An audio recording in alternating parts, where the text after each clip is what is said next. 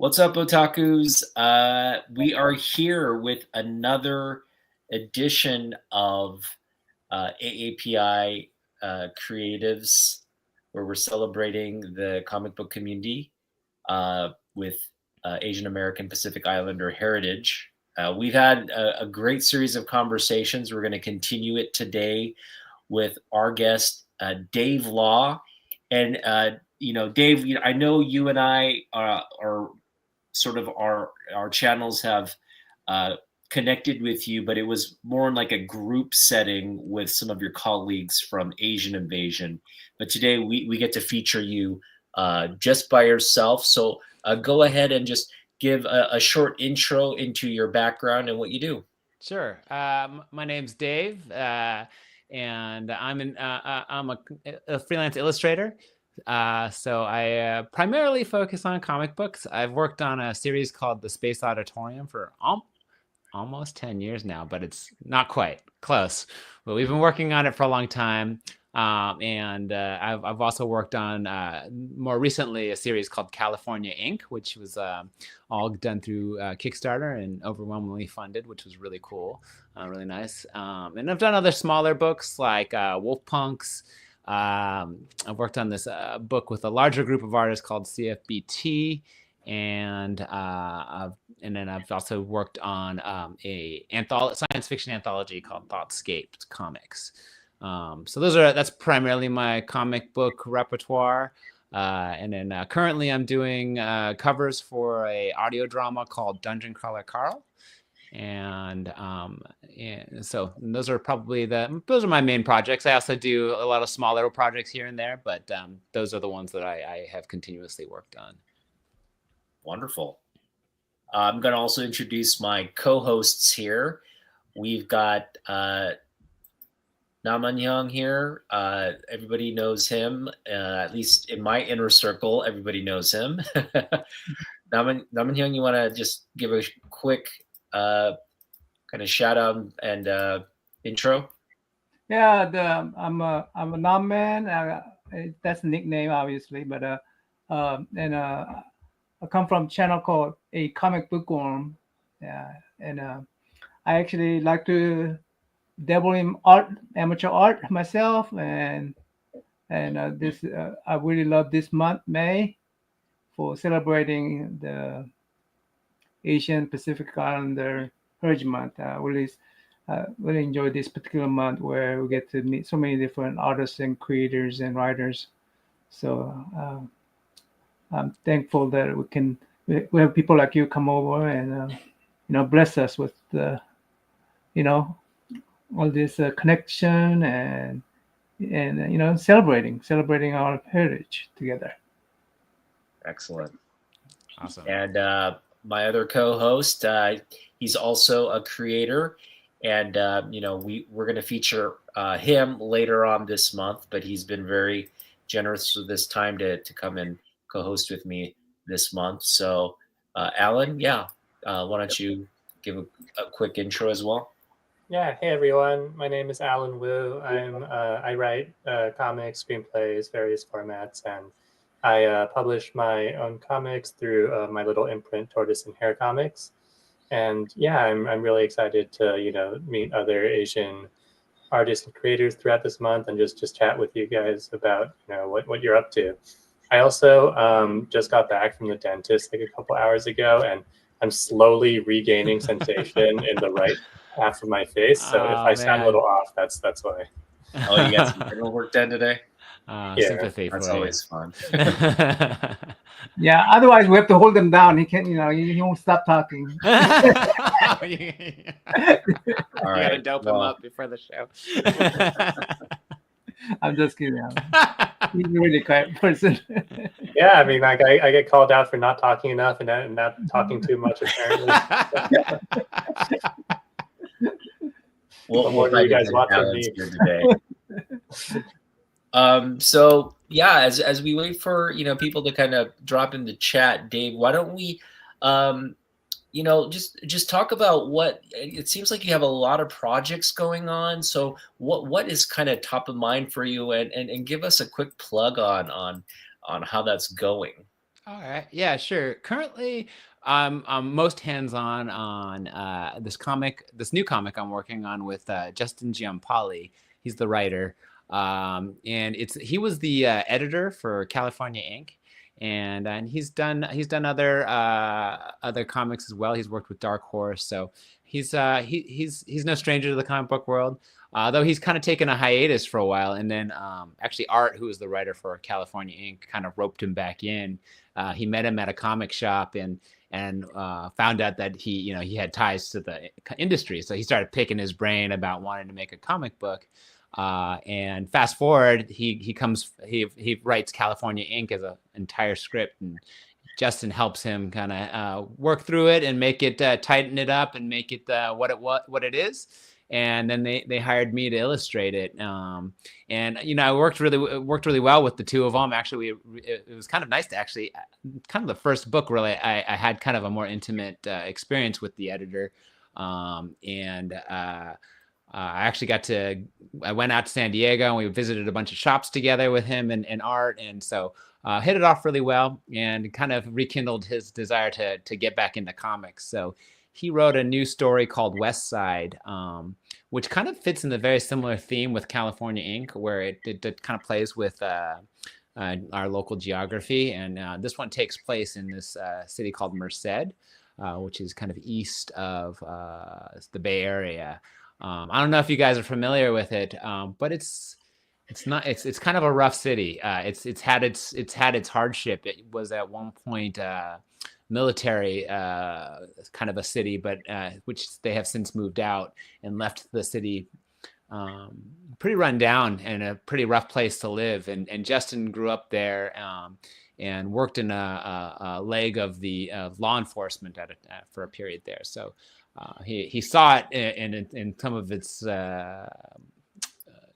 darker areas. And so the story is partially autobiographical is what he told me, but also not. And it's a dark kind of mystery, a murder mystery.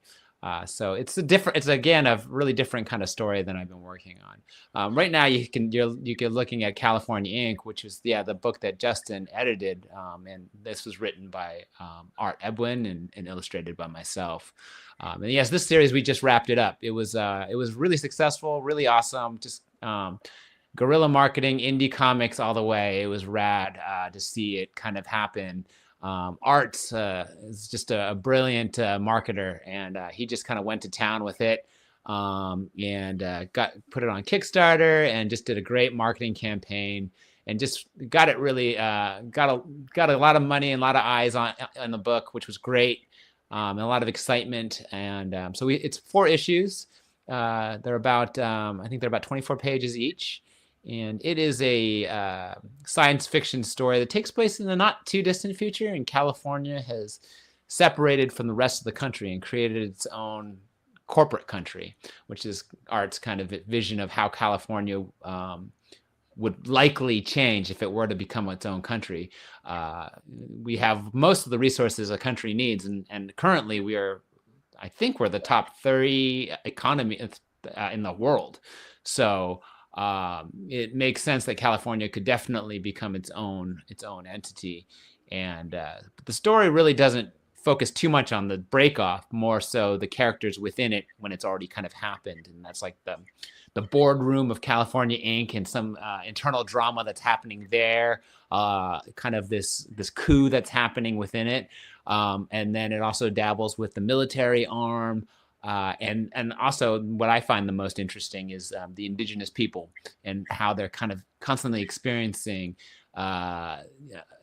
people kind of laying claim to land and them kind of being pushed around. So it's a really interesting story. I think it's a great insight in kind of science fiction, and it's kind of tradition of extrapolating on kind of current events.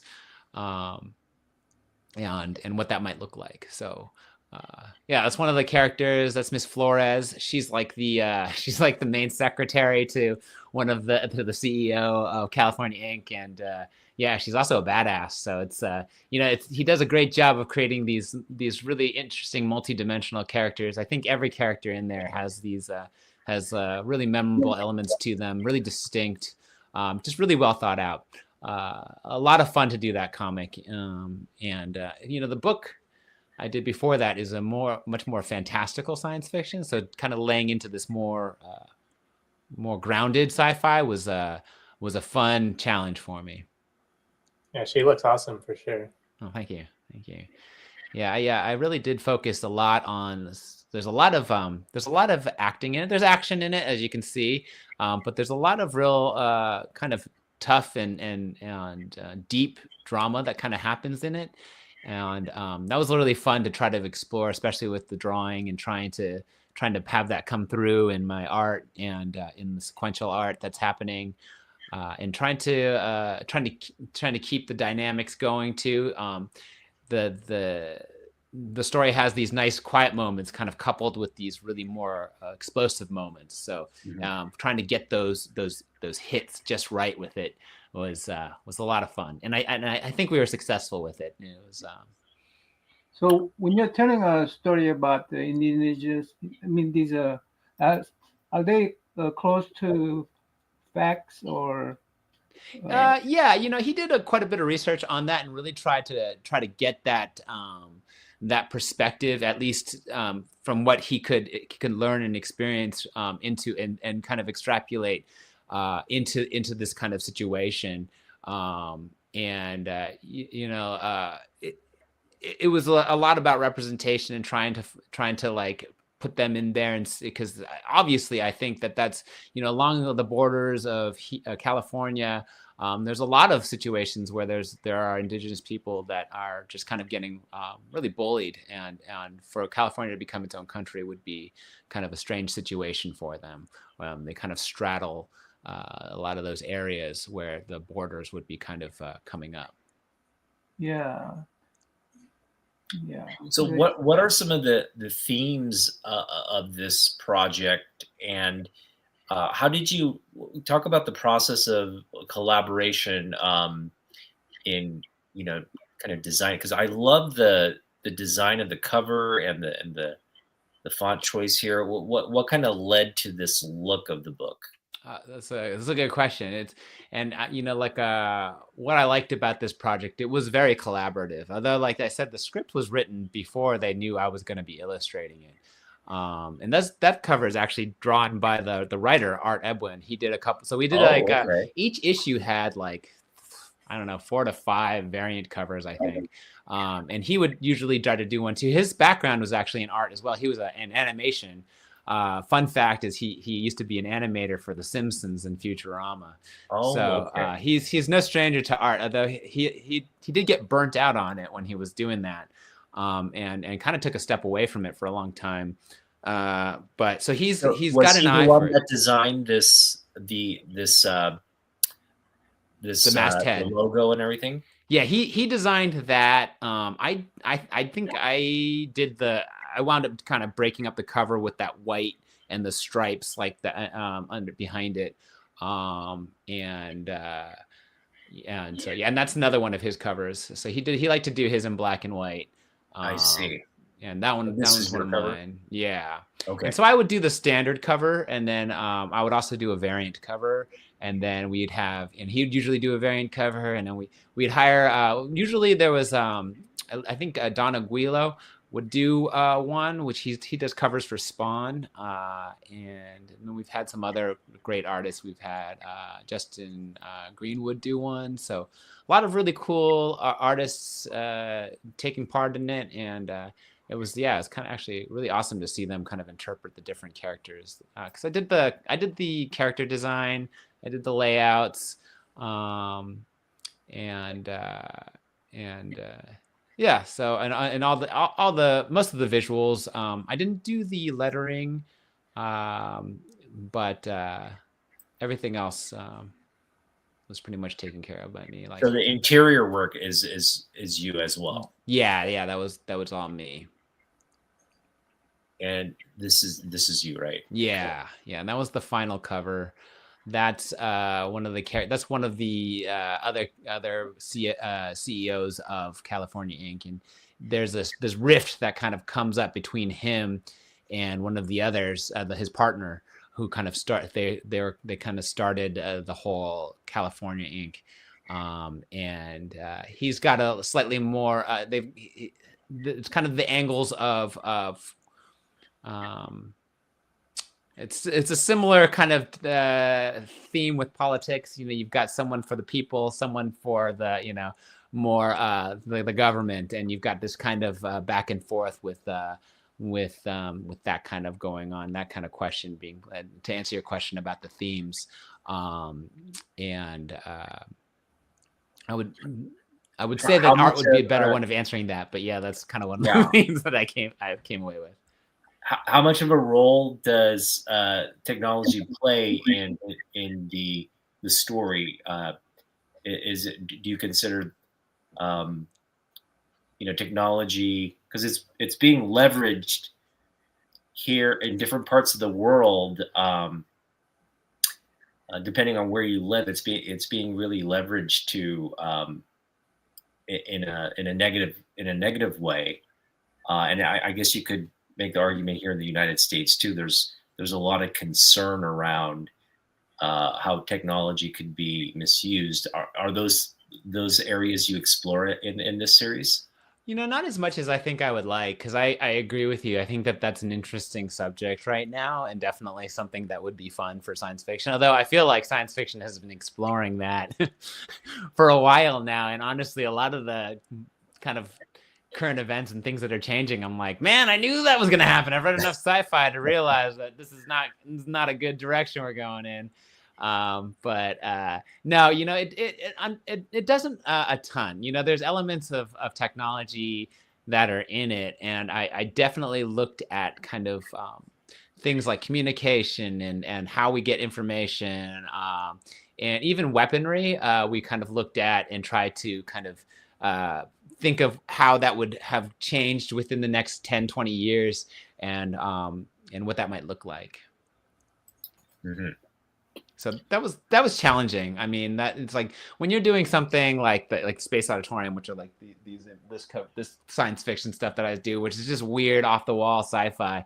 You can make up all that stuff and it doesn't really matter. But when you really are trying to stay kind of close to what people might expect to see, then that's kind of hard, People get paid a lot of money to try to visualize that kind of thing, and then for me as like a lowly artist to try to think that I can maybe try to figure that out can be a little challenging, but also a fun challenge for sure.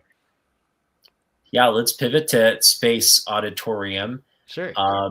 Which is a play on the word auditorium here. I'm just going to kind of share the screen here.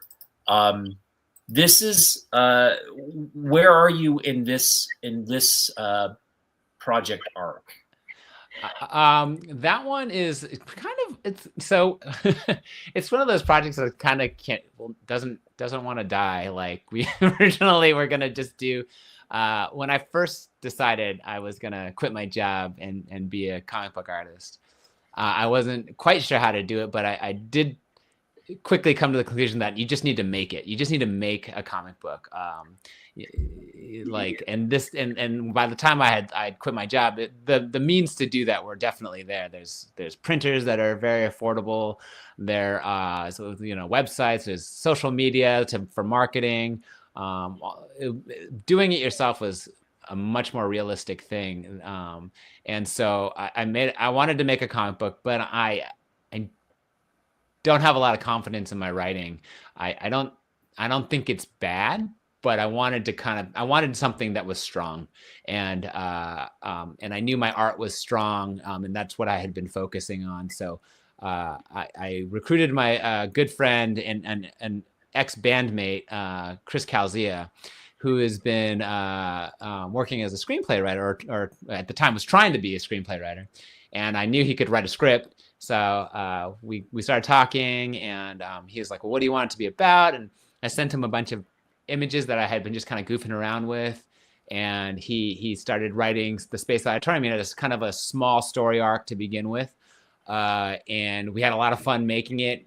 We put it up on Comixology, and we're selling them for, I think it was just like $3 or something like that.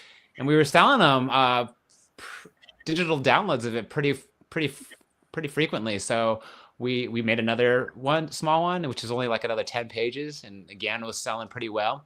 And we just kept on going, and next thing we knew, we had 60 pages, and we were like, let's put this into a graphic novel.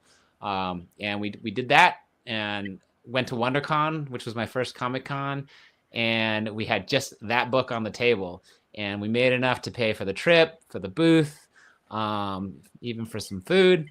And so that for us was a good sign. And we just kept on rolling with it. And now we just released the 3rd volume. I thought I had it somewhere. Oh yeah, right here. Oh yeah, there you go. Yeah, you got it right up on the screen. And I'm super proud of this one, and it's probably the wackiest of them all. And Space Auditorium, unlike California Inc., doesn't take itself very seriously at all. It's very much in the vein of like Hitchhiker's Guide to the Galaxy or Spaceballs. Oh, nice.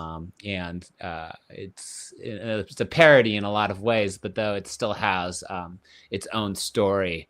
And he picks from pop culture a lot. In particular, he has a lot of characters from like the 90s that we've kind of pulled in. The quick synopsis of the story is there's a girl raised in captivity by this mysterious alien race, and they use her to compete in this intergalactic game show. And the story kind of follows her liberation, her trying to escape from this slavery, entertainment slavery. And these aliens, though, they talk to her in ways they think that humans would understand. So they're using these characters from like the 90s, which in our head was when they took over. And so we've got like we got like Danny Tanner from like Full House. We got the whole Full House crew in there, and there's stuff like that kind of running through it. So it's it's weird, it's silly, it's a lot of fun. I think it's a good mood for this day and age as far as science fiction goes. I think a lot of it can be really dark and depressing. And while this isn't particularly an uplifting concept, it is fun, and it's that's what we wanted to do with it. So this is an interesting. So you took some like concept art, hired a writer, and you guys kind of fleshed out some characters and a story. Walk us through that process, because I mean that's not an easy thing to do, and it's almost like reverse engineering what normally, I guess, the process you would be, right? Yeah, I guess so. Yeah, it was, like it was interesting, and I think that's I think it's mildly reflected in the actual book when you read it, because you'll see that I think it takes a little bit, probably about halfway through that first volume, we kind of find our rhythm and how to work together.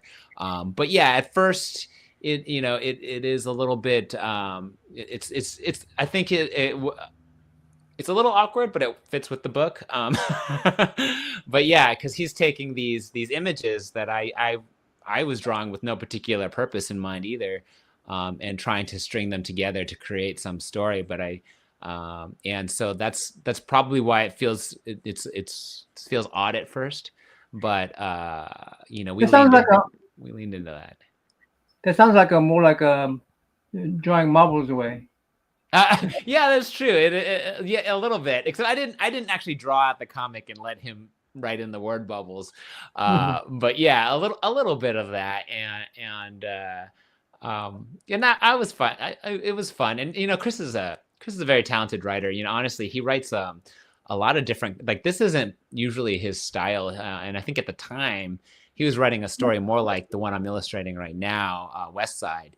He liked a lot of that dark, gritty detective story. I think he was even working on one at the time.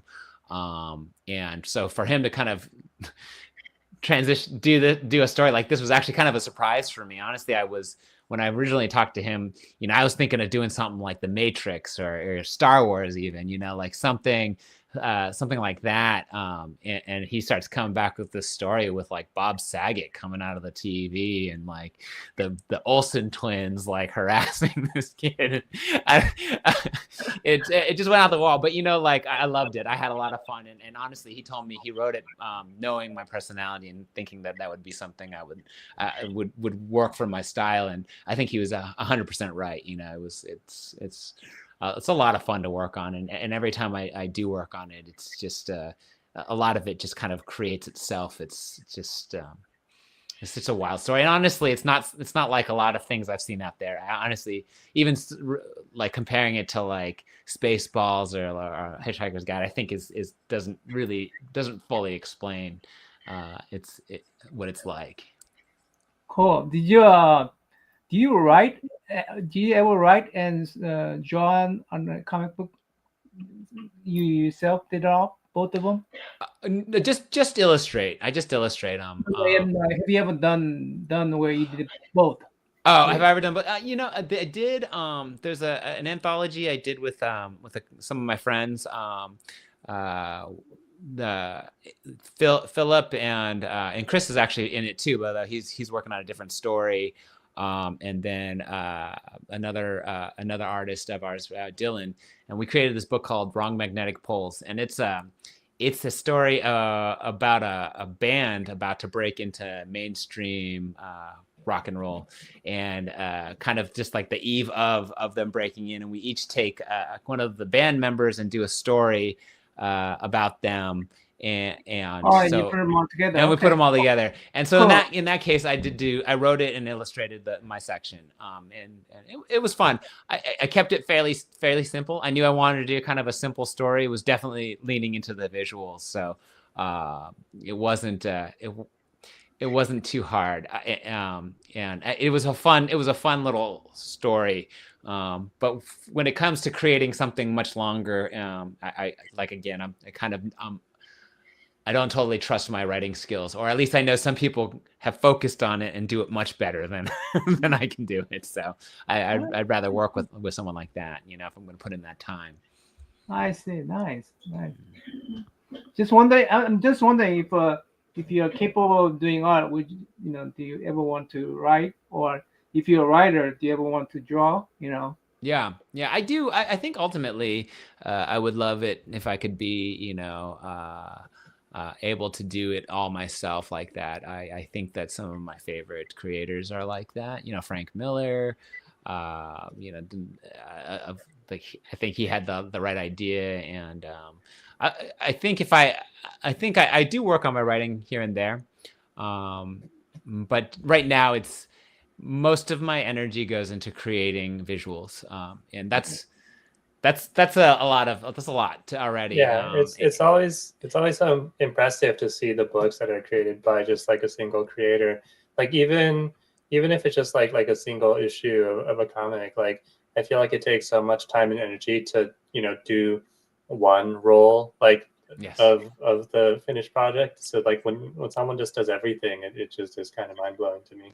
And when it really works too, you're just like, yeah, you know, that's pretty awesome. But you know, like I do think that someone who can do it all can really create sometimes those experiences that you wouldn't get in a collaboration, and vice versa. But you know, like on a different genre, you know, I was just listening to Stevie Wonder, and I was watching I was at my niece's music recital, and one of the students was singing one of the Stevie Wonder songs, and I was thinking about it. I was like, man, you know, like the lyrics, like she was singing it, there's the pianist playing it, and both sections were so intricate and so amazing, but the way they interwove with one another, I was like, the only way you could create a song like this is if someone had a firm grasp on vocals and piano.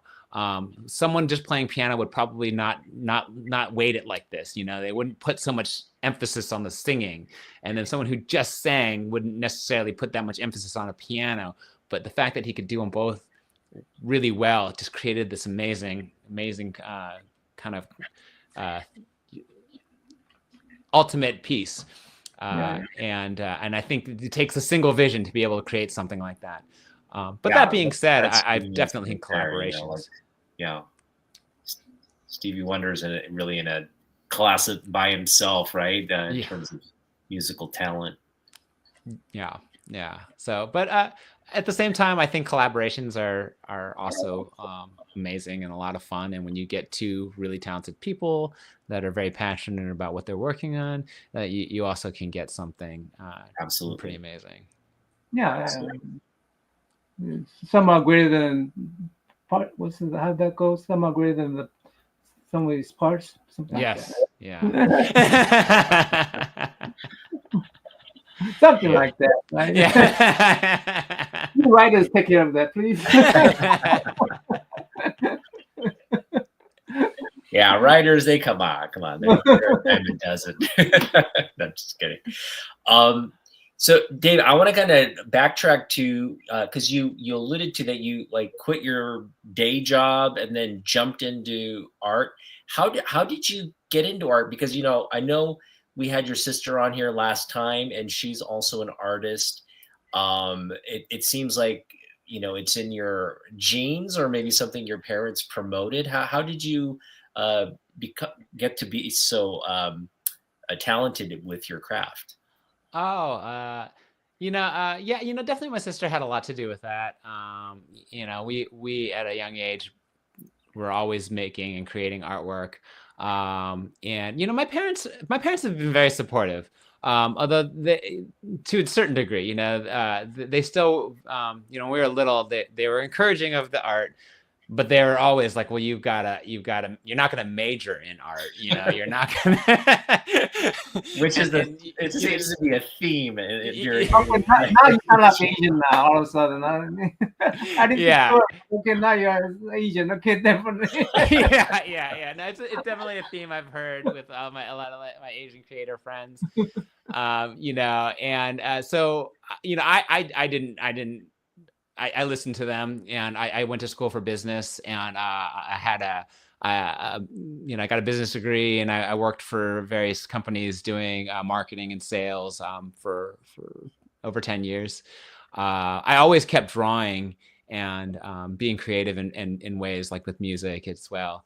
But it was definitely not, it was always, I think it was a little more than hobbies, but they weren't careers. And I wasn't fully going full steam. My sister kind of did the same. She double majored in art and computer science, and she graduated at like the right time. She was older than me, so she graduated at a time when companies were just like fighting over software engineers. So she immediately got out, got a great job, got great stock options, and was painting while at work, and they were encouraging it and happy with it. And then so she made enough. She started. eBay was just starting then. It tells you how old we are a little bit. eBay was just starting, and so she started to sell some her prints. She started to produce like these prints of like fairies and dragons. She was a fantasy artist, cool. And started selling them on eBay. And she really took off with that. And she had a boyfriend who knew how to make a website, so he helped her make a website. And within a couple years, she was making as much in art as she was at her computer software engineering job. So she quit, and my parents were not happy.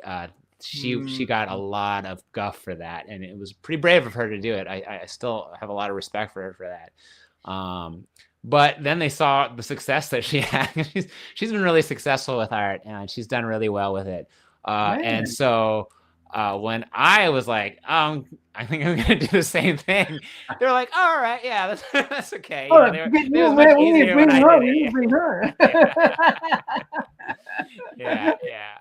So how big of a role did she play, not only in your development? Because I know there's one thing to just kind of do projects together as kids, but how much influence did she have on like developing your, I guess, style and approach to art, as well as giving that kind of career guidance when you decided to jump ship? There was it's a good question. I think it's not an easy one to answer, because when we were young, if anything, she showed me what I didn't want to do, because she was definitely good, and I love what she does. It just wasn't what I wanted to do. Right. She had a much more kind of, her style is I don't know how to put it, but her subject matters were definitely not what I wanted to draw. I wasn't into the fantasy art like she was. And she had a better eye and touch for creating things that look, I don't want to say beautiful, because it seems like an overly simplistic term, but she has a way of making imagery that looks very enchanting and very magical. And I wanted to do stuff that was edgier. I was really into punk rock and heavy metal, and I really didn't want to make any art that was really soft in feeling. I wanted it to be like really impactful, or kind of dangerous, you know. Comic books, yeah. And so I really kind of didn't want to do the stuff she was doing. She loved watercolor. I didn't touch watercolor at first, so in that way, she influenced me in kind of how I didn't want to be, but not docking what she did. It just wasn't what I wanted. It wasn't me. But you guys were just getting out of each other's way, it sounds like. Yeah. And she was a typical older sister. She didn't want anything to do with me. I was a younger brother, and it was like, hey, what are you doing? You know, she's like, don't touch my art supplies, you'll mess them up, and that kind of stuff, you know. So you know, when we were younger, it wasn't quite so harmonious. And I remember, you know, I loved comic books, and she used to make fun of me about reading comic books, even though she's later on told me she secretly thought they were cool also. But, you know, being an older sister, she had to make fun of me about it. So,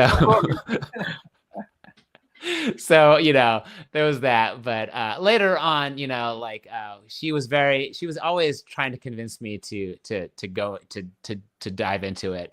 And she's constantly telling me about the innovations in technology and the internet, and how things are so much easier for an artist now, and how you can self-market yourself, how you can self-publish things, and how there's this whole market for people, this independent market for not only fantasy art but book cover art, and she was just very encouraging for me to take that leap, and so I was pretty scared to do that. I didn't.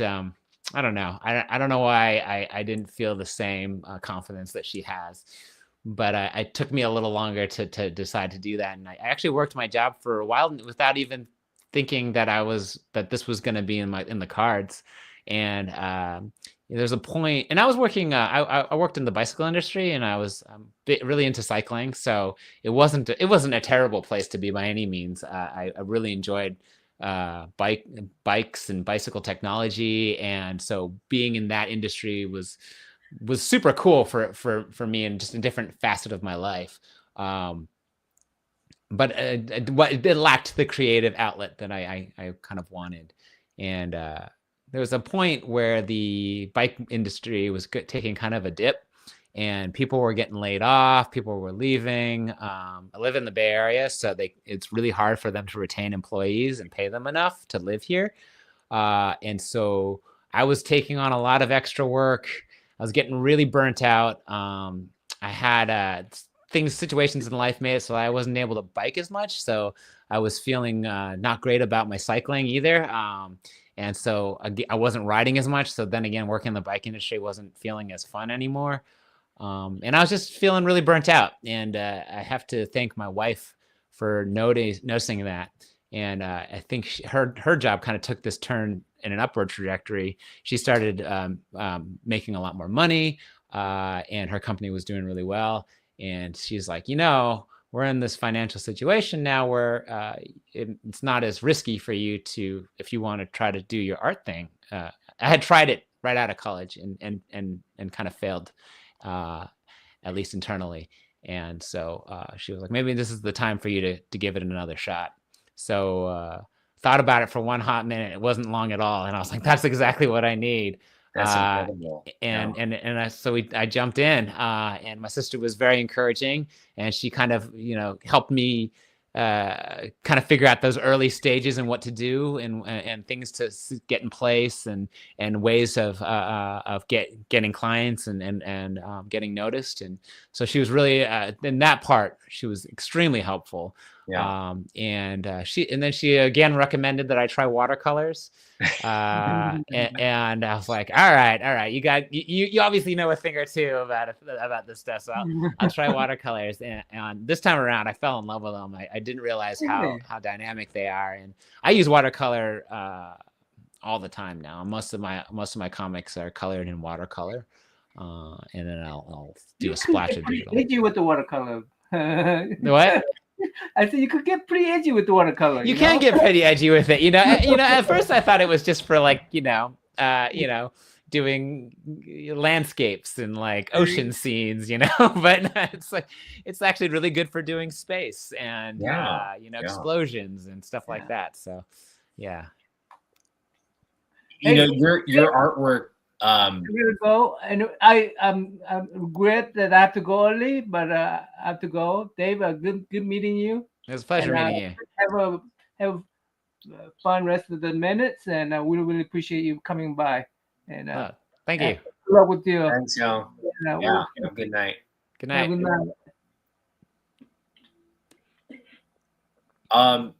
night. That's great to hear that your wife was supportive, and then you got support and guidance from like your sister who was having success with that same kind of transition.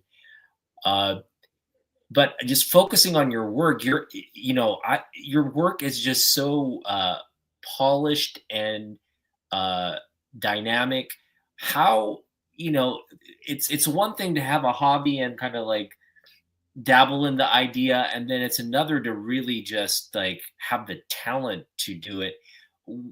And like were you a comic book, like how avid of the medium and the industry were you just like somebody who kind of knew, the comic books is what I want to do from if I ever got an opportunity? Or was it more something that, hey, this is an avenue for me, I'll explore it more, and you worked toward it? Comic books were definitely something I wanted to make. I discovered comics at a really young age and fell in love with them at a really young age, and definitely was the edginess that I wanted. And even in that world, I liked started to lean more towards like Vertigo and the books that were kind of taking bigger chances with their stories and the artwork. But yeah, comic books always, and that was something that I was always playing around with. And thinking about even as a young kid.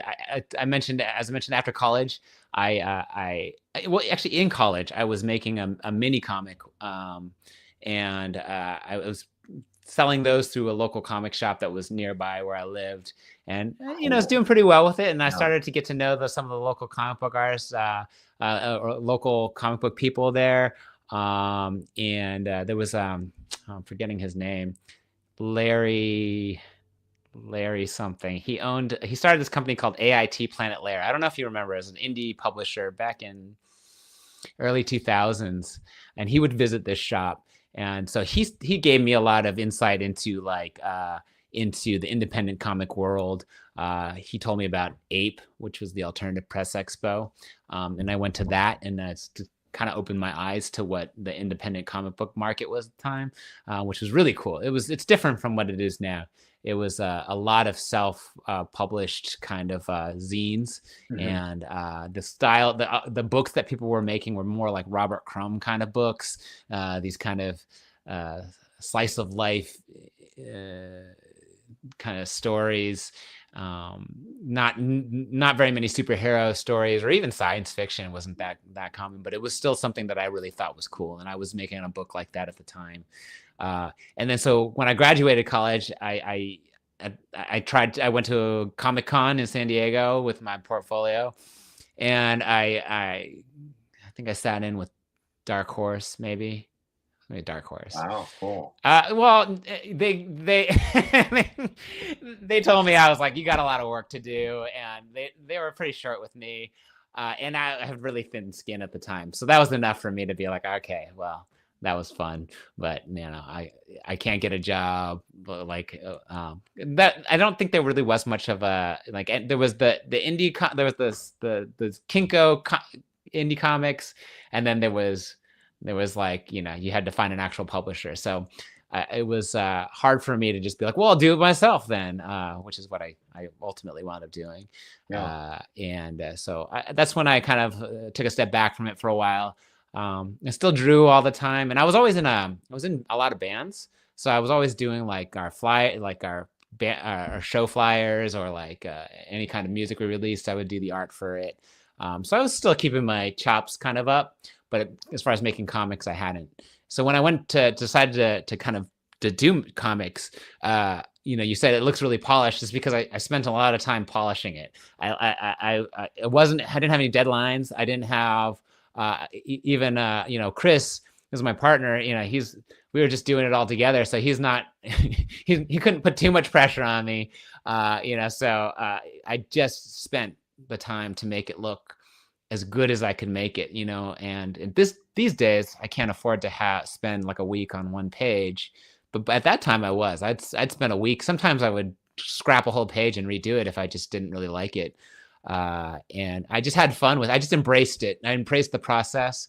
If I didn't know how to draw something, I would just stop what I was doing and go and draw a bunch of it and study it and try to get it as in a way that I would look at it and be like, that looks awesome. And before then, I would be like, if someone told me I had to draw like a Honda Civic, I'd just scribble one out, because it's like, that's a boring car to drive. I'm just going to just draw it real quick. And I think that's the wrong attitude to take as a comic book artist. You really have to love and try to find the appreciation in creating anything. Otherwise, it'll show. The viewer will notice that. And I realized that, and so I was like, well, I'm gonna get really good at drawing everything I'm uncomfortable drawing. And at that time, it was logos, it was cars, it was hands, it was what else? Buildings. I didn't really like drawing buildings and scenery. I like drawing people, but so all of those things I really had to like kind of just decide I loved drawing instead. Yeah. Well, that's the trade right there. Yeah. Yeah, it really is.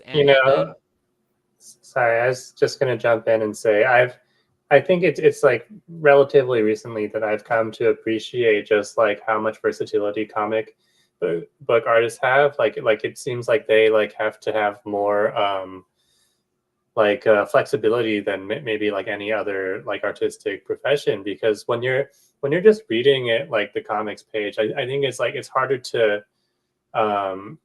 appreciate the range as much, especially because like artists, like if they're doing a good job of it's like, oh, of course they can draw like these cars, of course they're good at drawing like dinosaurs and stuff, right? But like it was specifically like I saw I just came across this random panel. It was like a dinosaur skeleton that was like in some issue I was reading, and I suddenly realized like, wow, like the artist like had to like, I mean, unless they were like already like a dinosaur fan, like they had to like kind of like learn how to draw a dinosaur skeleton here for this like one panel, and then like who knows what they're like off drawing in the very next panel. And it's like, wow, like that is just I think that aspect of what comic book artists do is like so incredible and kind of underappreciated.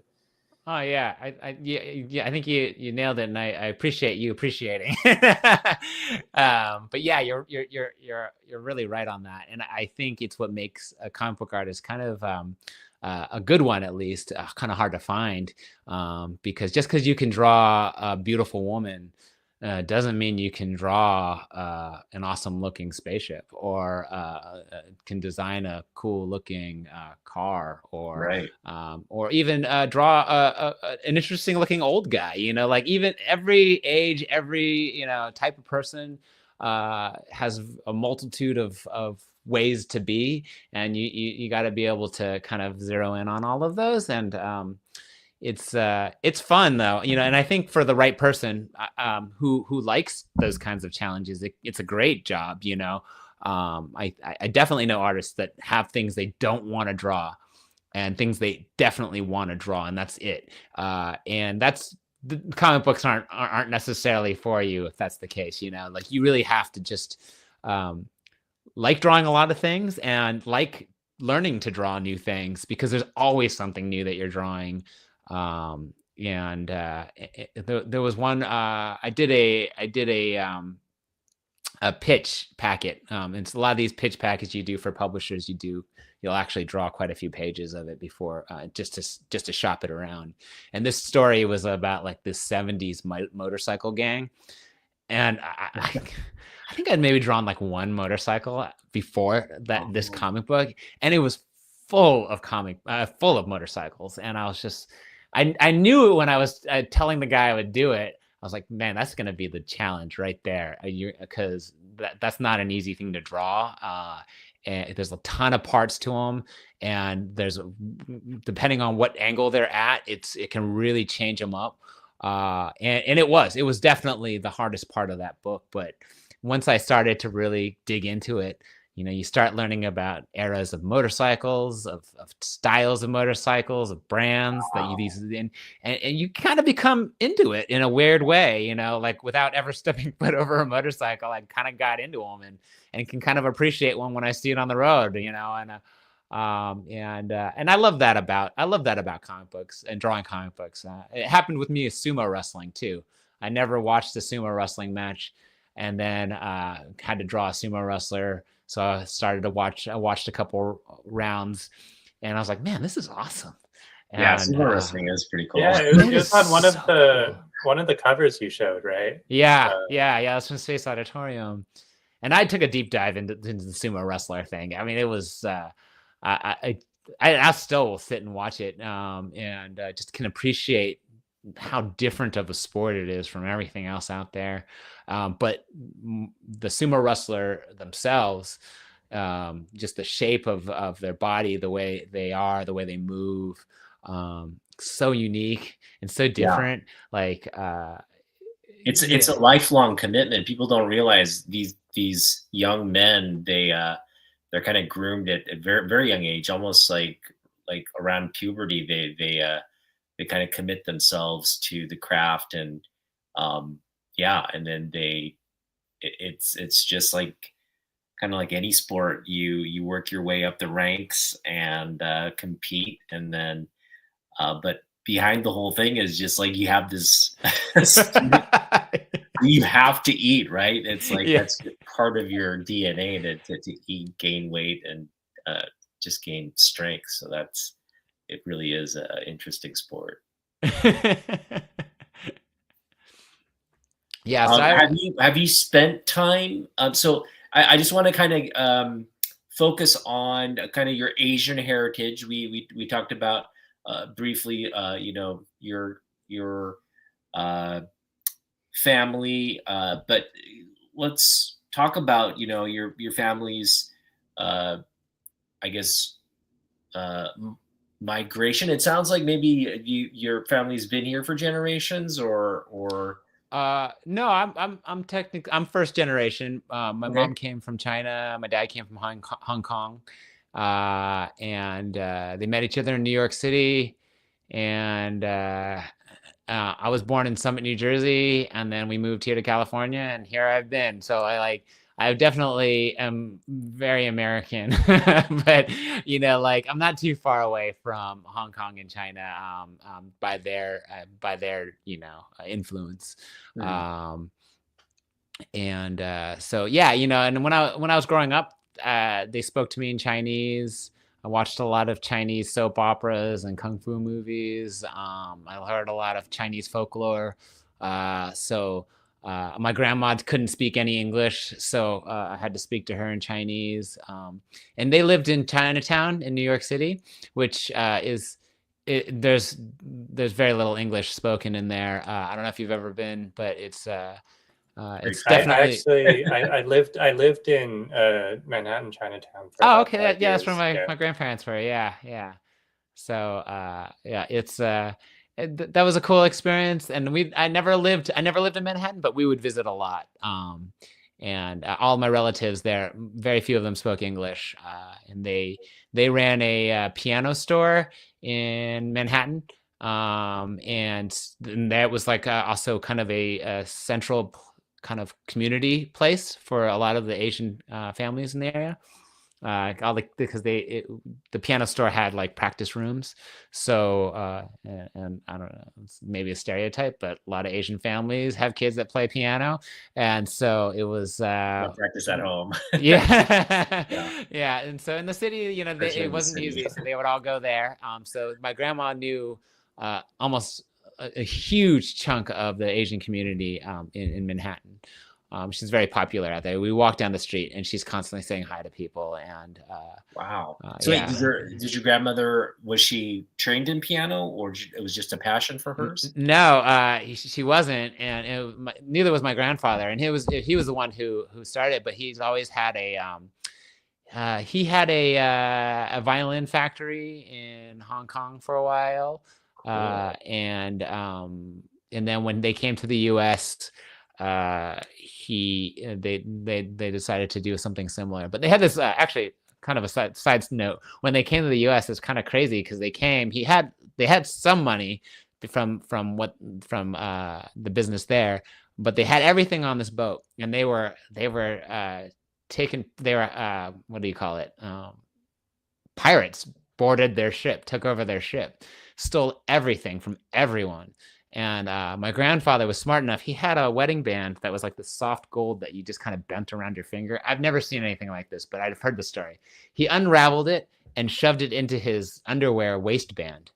And it was from that ring of gold that he sold that he made back everything he had lost, started a piano store. And yeah. So it's pretty awesome. No.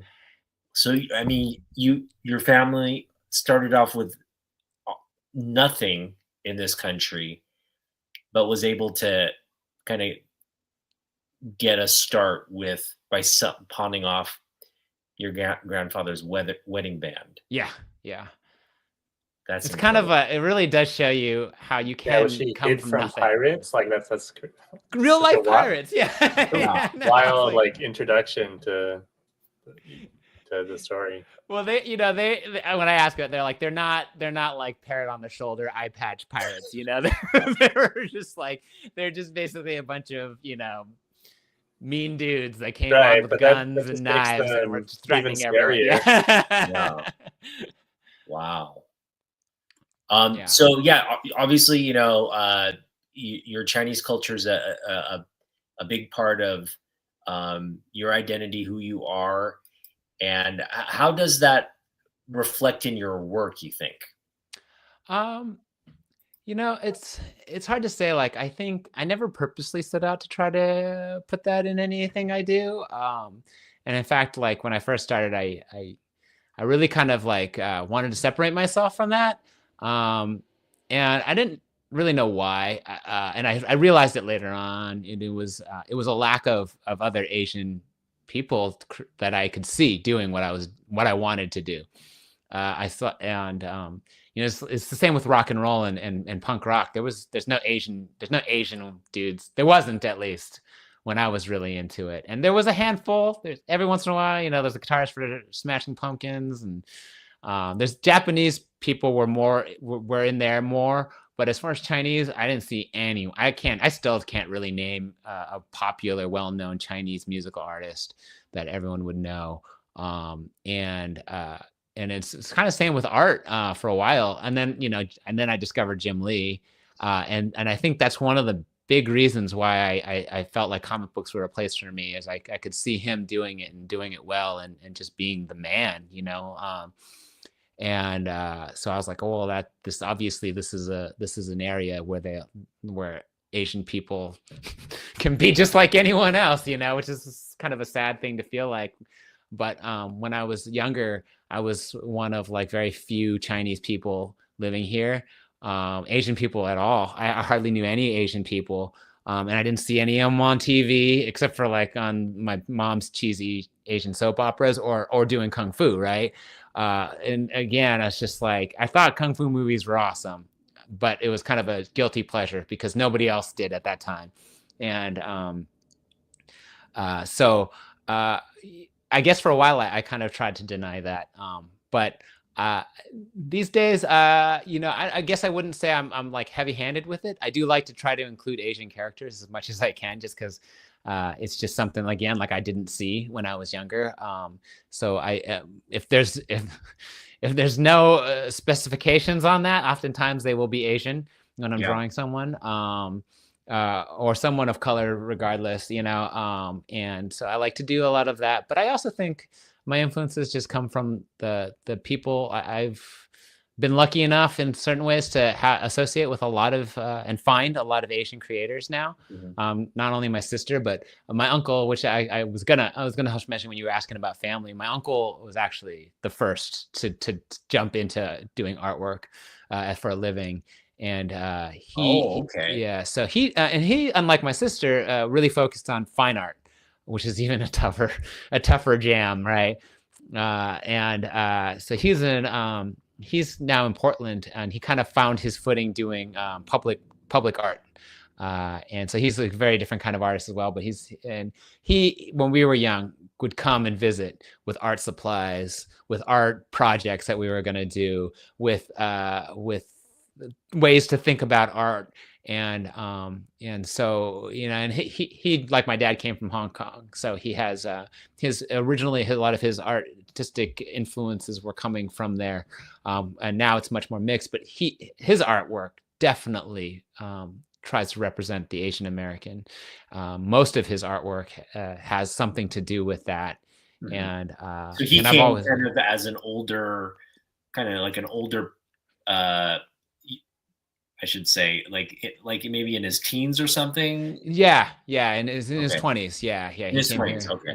Yeah. And so he's definitely a big artistic force in my life, and I still talk to him about it. I stay with him when I go to Rose City Comic Con. He lives in Portland, and he's just full of tons of great artistic insight and ways of looking at things. And he's just brilliant. His mediums that he chooses are all over the place, but his craft is always like super polished.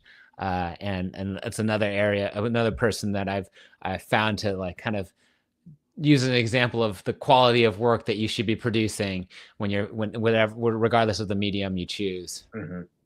But yeah, him, and then and just by happenstance, most of the people I've known and I've like enjoyed doing art with have been Asian, and so they bring. I've been starting to realize that we bring a lot of our culture, regardless if we're born in that country or not, because of what our parents will hand down the thought process or the kinds of mentality that comes from there. They mix it with what's here, but it's still in there, and I realized that. And so, but yeah, I've had a graffiti artist I used to really work a lot with and was really influenced with at the time, and we had a lot in common in San Francisco. He was he's half Japanese. And then and you guys know Phil. He's probably one of my best friends as far as art goes. So when we have a lot in common, and we talk a lot, and we've worked together. And so such a knowledgeable guy. Yeah, he's awesome. He's great. And so yeah, I think that comes from my Asian American culture, which is something in and of itself. But there's a large one, especially here in California. I know, like, so, and I guess too, because from the Asian Invasion shows that we've been doing, and all these people, we didn't like go out going, hey, we're Asian artists. If you're not Asian, don't bother hanging out with us or anything. It just happened. We were all hanging out with each other. We just got to know each other. We all realized we were Asian. We had a lot of similar backgrounds, and so creating an art show called The Asian Invasion just felt natural. It wasn't forced by any means.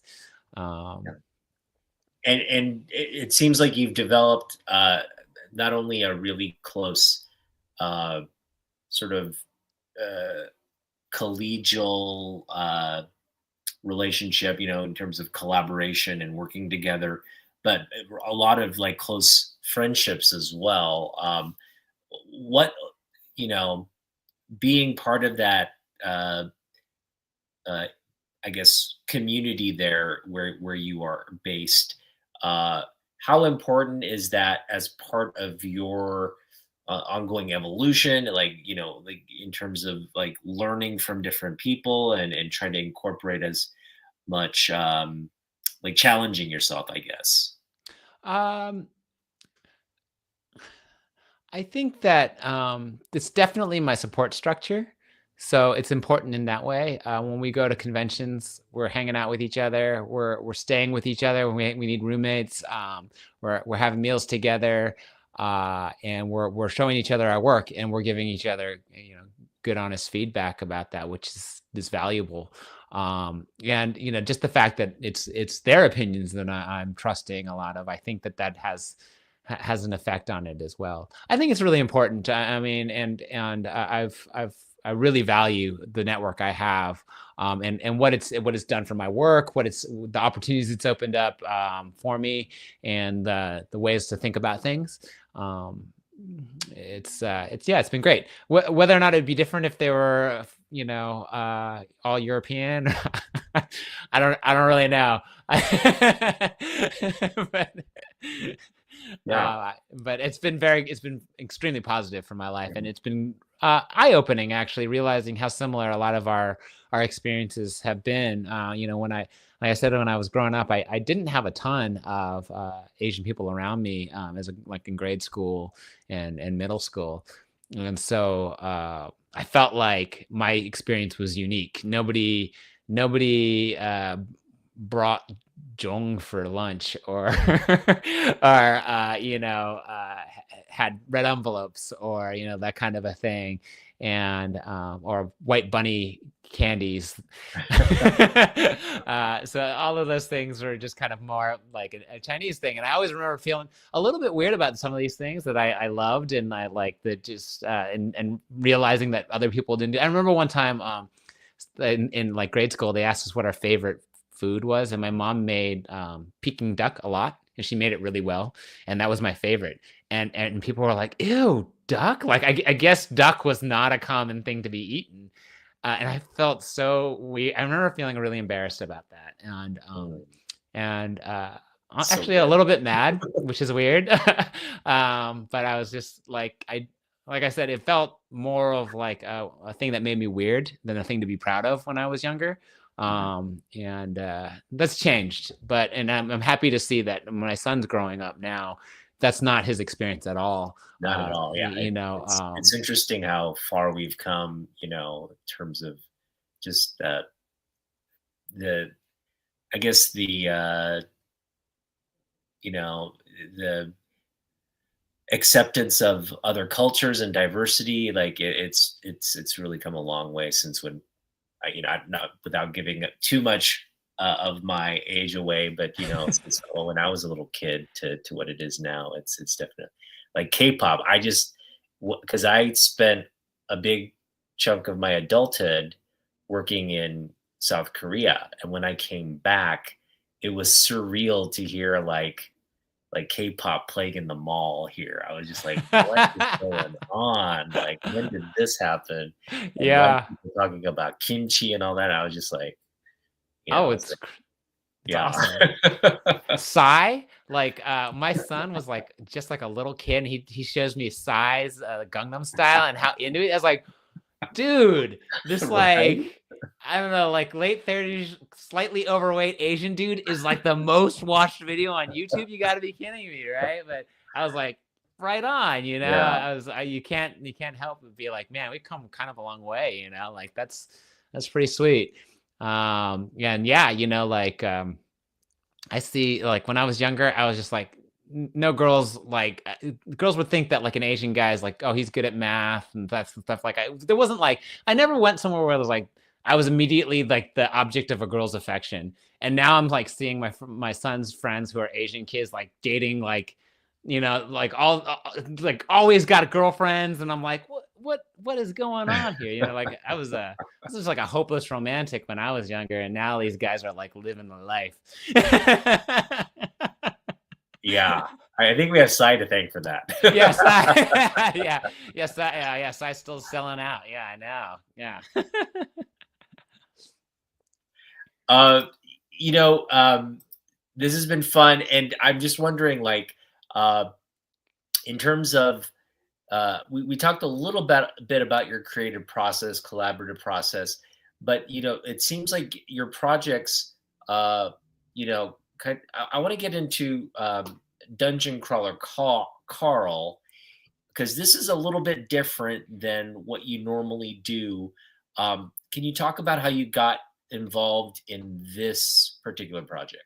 Yeah. So I was at a comic convention, and you know, for Space Auditorium at the time was the only book I was doing, and this guy walks up, and he's like looking at it, he's asking questions, and he's into it. And I think he bought a couple of the books, and he was like, you know, this sounds a lot like a story that I'm working on. Have you heard of Dungeon Crawler Carl? And I was like, no. And he's like, oh yeah, I do audiobooks. I'm an audiobook. He had his own company for audiobooks, and he read them. And his name was Jeff Hayes, and he's really well known. He's some people say he's like the GOAT of audiobooks right now. He's like Mel Blanc, you know, or Blanc. He just has all sorts of voices he can do. He's amazing. And so he was like, hey, you know, I would love to commission you to do just like a Dungeon Crawler Carl image that I could use for marketing this audiobook I'm doing. And so I was like, cool. Yeah, it sounds awesome. It sounds like a weird book. He said it sounded very similar to Space Auditorium, which is what he really liked about me. And so he sent me, I think he sent me the first book, and he outlined the chapter that he wanted, because it's just a book series. It's not a comic book. And so there was no images of any of these characters. And so I read it. It's written by Matt Dinneman. And it's a wild story. It's very similar to Space Auditorium in that these aliens have come, they've kind of sucked all the structures into the planet, and anyone who wasn't inside a building, who was immediately crushed, who's outside survives, and is allowed a chance to work their way through these now a large amount of dungeons that kind of go down into the center of the earth. And the one who survives all the way to the center will be allowed to go free. And so within each level, each dungeon, there's different kinds of strange themes, and it's all broadcast to this strange, I think, alien race, because they go and they do this to other planets. So it's a kind of a similar concept to Space Auditorium. And so I drew that first drawing, and he loved it. The writer, Matt, loved it. And so he was like, hey, we're going to be doing, this book's so popular that we're now moving on from not only just doing, they already had done the audiobook, but we're now doing an audio drama, which they're taking the book and they're kind of making it more theatrical. They call it a audio immersive tunnel. And it's just like it is what you would imagine a dramatized audiobook would be. There's sound effects, there's music, original music, real sound effects, more actors doing the voices. Mm-hmm. It's just a bigger production, and and they broke up the first book into multiple episodes, and same with the second book. So I'm doing all the different covers for them, and in each one usually features another one of the stranger characters in there. And the one you're seeing right there is this character called the Hoarder. The one below it is the Juicer, and these are all like different kind of like bosses in the dungeon that Carl kind of comes across. And there's just kind of these strange mutant or alien kind of creations that these aliens kind of do. And it has this kind of parallel to like Dungeons and Dragons. So there's like classes and race, and it all falls under this category called lit RPG, which is that was new to me, but it's literature that kind of emulates our role-playing games. I love this image. Yeah. Yeah, that one's the hoarder. It's this character that's just like this disgusting hoarder of things that he that he winds up having to fight. But what I really love about the series is like the characters. It's silly, but there's this strange depth to it that hits you as well. And I think that's a good part of the popularity of it. It's silly, but you get these moments where this, like, the hoarder is actually this another human that's kind of trapped in this body that's being forced to kind of do what she's doing, and the whole time he's fighting her, she's crying and she's begging for mercy, and it becomes actually quite emotional, and the way Matt writes is really effective and can be is really unique. It's a different kind of story, one that I read a lot of science fiction, and I've not read anything like it. So it's awesome to be a part of it. It's been really popular. I've had people that I don't know tell me that they've been reading or listening to the series, and then when I tell them that I'm illustrating it, they're like blown away. So it's kind of cool to be involved in a project that has this kind of exposure. Yeah, I mean, have you discussed where the popularity of this medium might potentially go in the future? Because, you know, obviously if it's something people are really liking as an audiobook, there's potential for, you know, it to get picked up, maybe you know, television and screen. Have they, maybe it's just not that far yet in terms of that conversation, or have you I don't think yeah, I don't know, it's not a conversation I'm involved in. Okay. I'm just kind of there, you know, they've been paying me to do the covers, unlike the other projects I work in where I'm much more involved, like in that sense. These I'm really just given the, you know, like I'm reading the books, they give some direction, and then I work on the covers. I get to work with the Jeff and Matt, so that's really cool. But as far as decision making and where it's going, that's not my place. Yeah. I wouldn't be surprised, honestly, with the popularity. I know that there's been talk of other medium, but I don't know what's actually happening with what. But I wouldn't be surprised if it went much farther, just given the initial spike in popularity that it's getting. Mm-hmm. But yeah, there's actually, I'll show you one of the projects that I've been working on with it. They do so they like, the audio drama is like, I told you, they make like original music for it even, and so they've been releasing these limited edition LPs, like records, cool. with the cover, and the first one they did was they had me do kind of a parody of the Nirvana Nevermind cover. Okay. And that was pretty fun. It was a pretty quick one. I had the cat swimming in the baby. Okay. Yeah, the baby one, right? Yeah. And so that one did really well, and so they decided they wanted to do another one. And this next one, he was like, "Well, we decided we're going to use Green Day's cover for Dookie," and I was like, "That's a great idea." And they're like, "Yeah, well, just all those people will make them Dungeon Crawler Carl people." I was like, "That's a great idea." And then I sat down to draw it, and I was like, "Oh man, that's a lot of people to draw." And unlike comic books, I can't just go and do an image search of every character. Yeah. I gotta find passages about them, read about it, get the descriptions, and then draw for a tiny little character, right? So I was like, I'm in trouble here. This is a much bigger project than I thought. So I told Jeff, I was like, this is gonna be a little bit more tricky. And he's like, "Don't worry about it." He goes on the Reddit subreddit for Dungeon Crawler Carl, and he goes, "Hey, we're gonna be doing this parody cover of Dookie. What characters should we replace with what?" Within like a few hours, it was all mapped out. And to the point that like that the fans had mapped it out entirely. They worked together even on the subreddit. It was awesome. Wow. And someone even took the cover and like put like a kind of faded it a little bit and wrote every character's name over which person I was going to draw. So it made it a lot easier. It's such a great instance of mobilizing the fan base. Yeah, it is really, right? I thought so too. And it was for an image that I was like, this image you can't.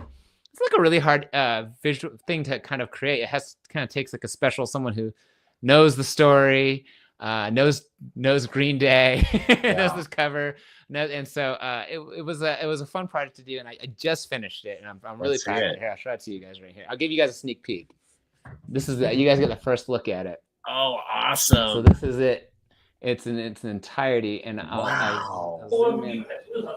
Yeah, no, this looks like a huge amount of work for sure. See some of the and so wow, that's mapped out and everything, and that is so cool. Yeah.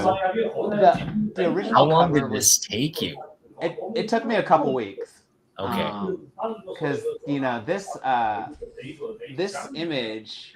The original one was done all in color pencil, and so I was like, well, this is where I should shut my stupid mouth. I was like, oh, let's do it all in color pencil. And they're like, that's a great idea. So I was like, oh, okay, I got to relearn how to use color pencils, which I haven't used in like five years, right? And so that was another thing that just took a lot longer. I kind of had to. I mean, color pencils aren't hard to relearn, but just kind of getting comfortable enough to produce something like this too. And even like with this, the amount of detail that went into just the pencils to ruin it with the wrong coloring. Yeah. It wouldn't be an easy thing to just redo. Yeah. And so I was kind of hesitant to just like take any chances with it, especially after I penciled it and inked it. And I was like, well, now you're like a week and a half into this thing. If you mess it up with some bad coloring, it's gonna, it could be a bad thing. So like when you're working digitally, you can take some more chances and you can change things easier. But I really wanted it to be all traditional medium. So that was another fun challenge. Yeah. But yeah. So you're being very, very like kind of thoughtful and purposeful with every, every stroke, it looks like. Yeah, it really was.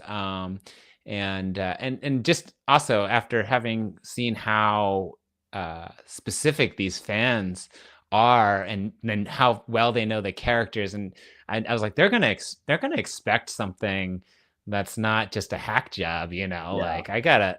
And after seeing them kind of come through and be such a great resource for it, I was like, oh, I gotta do them right. That is so cool. Oh wow. So I mean, it looks like they're gonna do an entire album series then. I mean, this is like the first two of potentially like just an entire as many as album covers as they can come up with, I guess. Yeah, I don't know. I've had to ask Jeff, like actually I think he did almost all the music too. Like he's just an incredibly talented person.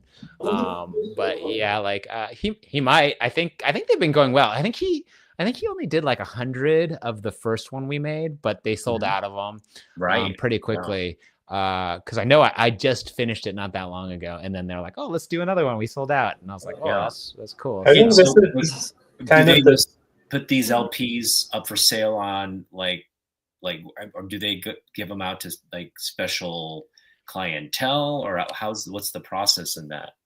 I believe they're selling them when they do conventions and when they and also like on their I think they were selling them on their website. Okay, but yeah. That is such a cool way to listen to an audiobook. It is cool. Actually, here I got to show you one more thing. Hang on, I'll be right back.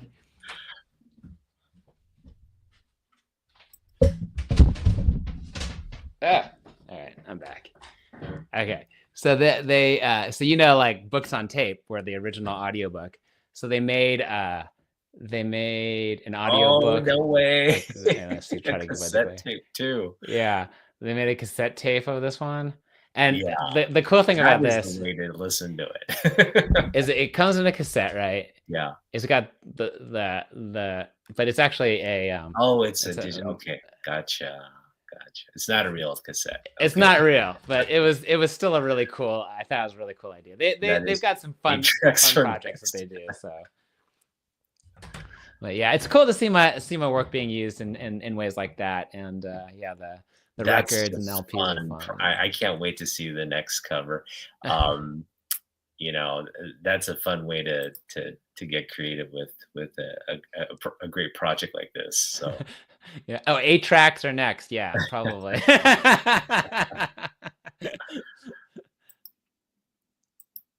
Alan, did you have anything? I know I cut you off there a little bit. Oh, I mean, it was a little bit of a tangent, but I was just gonna say, I feel like this is kind of the dream for a creative IP where you kind of start it in one medium. In this case, like I think it was originally just like regular novel before the audiobook even, right? Yeah. And then it like does well enough that you can start like having fun exploring, like, you know, and you can really see like the arc that the series has had, right? Like in terms of going to like the audiobook and then the audio drama, or like the audio like immersive tunnel or whatever it's called. Yeah. And then expanding even to like the you know, the records and the cassettes. Like I feel like this is like the dream of creators, where, you know, like it just like it like expands into like more and more different mediums, and just like lets you explore like the content in different ways like that.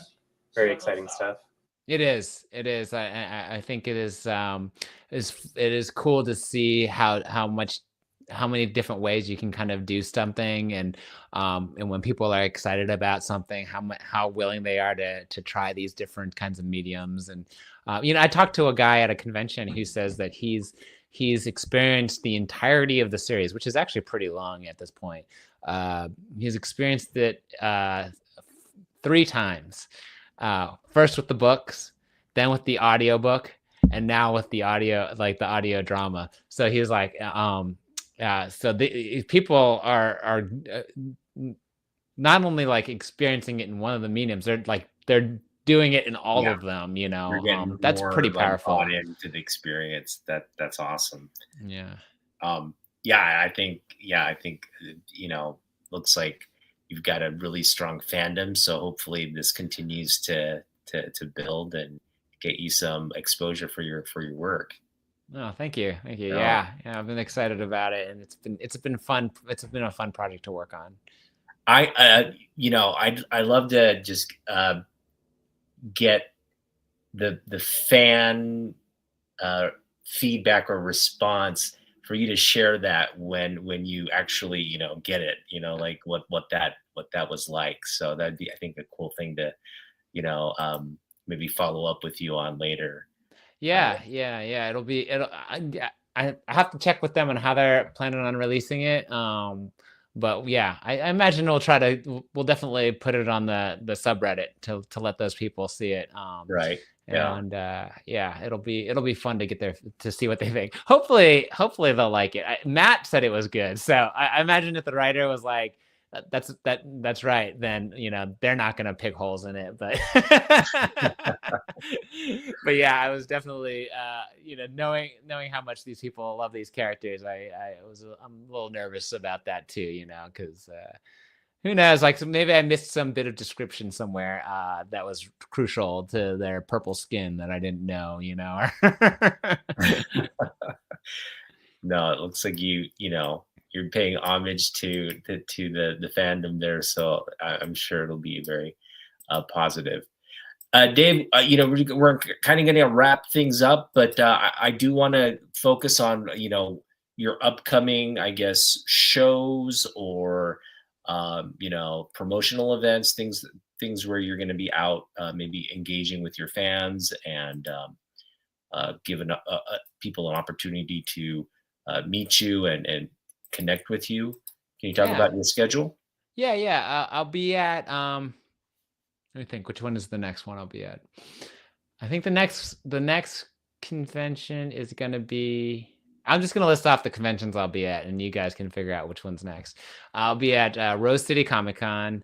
I'll be at LA Comic Con. I'll be at Dragon Con in Atlanta. That's probably my farthest one I'll be at. And then I'm gonna be at there's a for Dungeon Crawler Carl. They're doing a convention called Lit RPG Con, and that's gonna be in Denver, Colorado. So I'm gonna be out to that too.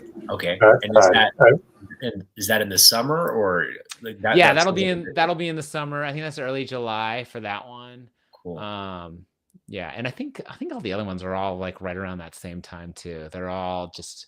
I think that there's gonna be like a couple months where it's like I'll have like no time in between these conventions. It's okay, they're fun. And yeah, if you are in any of those areas, come by. I'd love to. I always love to meet people that have discovered me elsewhere. And yeah. Wonderful. Alan, anything else to add? No, I was just thinking like which conventions like am I going to be at? Because like I'm hoping we can sync up at one eventually. But I'm trying to go to conventions tomorrow, so I'm sure it's just a matter of time until we can meet in person. Oh yeah, you're not still in Manhattan, are you?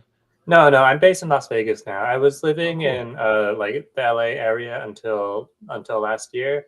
I mean, that was just like I was based in LA like semi recently, and then last year I moved to Vegas. So cool. Yeah, I'm out here at the moment. I did do a convention. I used to do Amazing Vegas, which was the Comic-Con out in Vegas. Yeah, like I think last year they kind of skipped last year, but they had like a mini fan experience version. But they are coming back this year, and Amazing Comic-Con is happening again in just about a month or so, I think. Yeah, I didn't wind up going this year, but you'll have to let me know how it goes. Yeah, for sure. Yeah. Are you gonna get a table there? Yeah, I am tabling there actually. It's gonna be my like biggest like tabling experience so far, because everything else I've done has just been it's mostly just been like 1 day events or just like at a comic book store. Yeah. But Amazing is 3 days, I think. So I've been trying to build up stamina for that. It's a good show. I had fun at it, and if you live in the city, it should be a pretty easy experience for you. I think every time I do it, it's some of these conventions you go and it's so chaotic and it's so difficult and everything takes twice as long. And then some conventions, it just all unravels nice and easily. And I think Las Vegas is always one of those. It's good for that. It's a good city for that kind of stuff. Yeah, it's a good convention location. Okay, well, if you're going to be in any of those cities, be sure to drop by and give Dave some love. Dave, thank you again for making time to just chat with us during API Heritage Month. It's been really nice to kind of just celebrate you as a creator and for you to talk about your work, and we hope you all the success and best as you move forward. Hopefully we'll follow back up with you next year as well. Yeah, thanks so much for chatting with us. Oh, thank you. Yeah, I'd love to come back, and I appreciate you guys having me. And who else are you guys going to have on the show next? We have Ryan Odegawa coming up this Saturday. He is former Wildstorm. He's done work for Marvel and DC. Oh, wow. And he's kind of on the con circuit as well now. And so we're going to focus on him this weekend. And he's just a friend of the channel. We have him on all the time. So cool. We'll have him. And then I think we're going to have a panel for the creators of Monkey Prince, Bernard Chang and Sean Chen. That will be on K-Pop's channel, and so that I think is on the. Ellen, do you know the date when that panel is? It was moved at least once. I think so. Yeah. I'm not sure. It's like I think it's in about like a week or so, or like a little bit over a week. Yeah, that should be a fun one. Here it's 22nd. Tomorrow's Tony Moy. Oh, Tony Moy. Oh, he's awesome. He's so good. I love his work. Excellent. Yeah. Hopefully you could kind of tune in, and this is going to be K-pop. So K-pop's hosting Tony Moy and again the creators of Monkey King. I think they're doing a new project on that as well. Yeah, here we go. Jerry, she's on top of it. Monkey King event in New York City. Oh, they're doing a month-long event. That's so cool. That's cool. Okay, so we're gonna catch up and talk about that. That should be cool. Cool. Wow. So you guys got some interesting conversations coming up. I'll definitely make sure to tune in. Cool. Thank you. Yeah. No, thank you guys for having me. I really do appreciate it. Yeah, thanks, Dave. And Dave, we're just gonna have you stick around for a minute once we're off, and Alan's gonna just talk to you about something, and then we'll just want to thank everybody who tuned in tonight, and we'll see you in the next one.